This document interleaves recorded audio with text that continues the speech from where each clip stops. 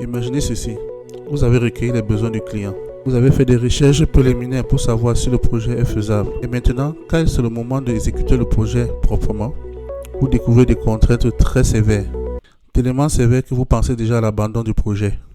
Qu'est-ce qu'on fait dans ce cas? Dans cette vidéo, on va parler justement de ça, avec un cas qu'on a sur la main, qui est la digitalisation d'une agence de voyage.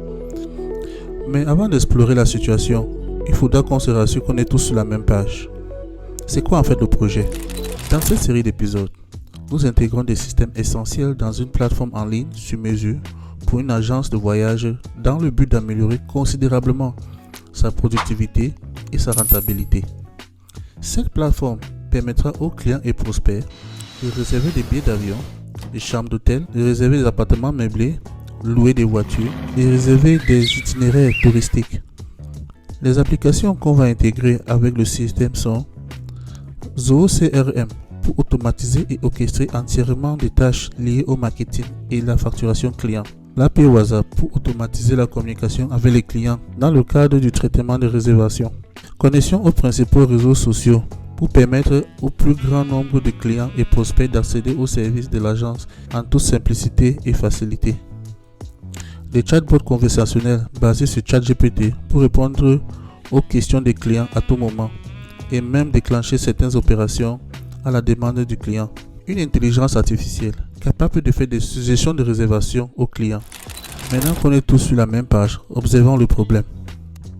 Sur l'interface qui affiche les vols disponibles, chaque vol dans la liste porte le logo de la compagnie aérienne avant d'avoir le nom. De plus, tous les vols sont soumis à des conditions. L'API que nous utilisons pour obtenir ces informations s'appelle Amadeus. Maintenant, lorsque nous avons parcouru l'API pour voir comment importer ces informations, nous avons découvert quelque chose. L'API ne semble pas renvoyer les conditions de vol.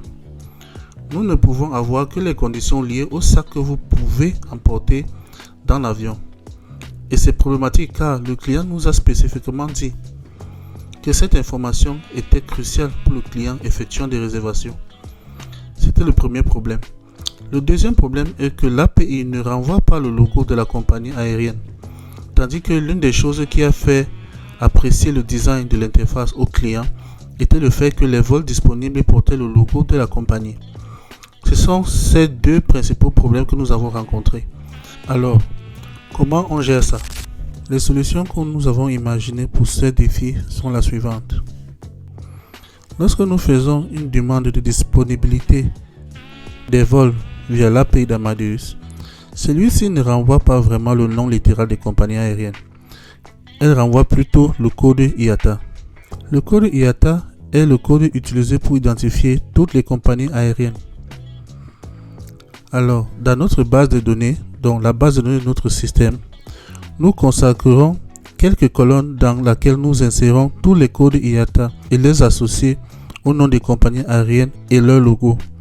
De telle sorte que lorsqu'une requête est effectuée pour un vol, notre système sélectionne le code IATA puis sélectionne le nom du vol correspondant et le logo dans notre propre base de données, puis affiche sur le résultat de recherche.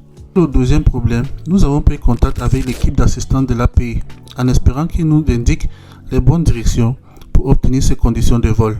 Ne manquez pas le prochain épisode dans lequel nous allons découvrir ensemble si les solutions qu'on a imaginées ont porté leurs fruits.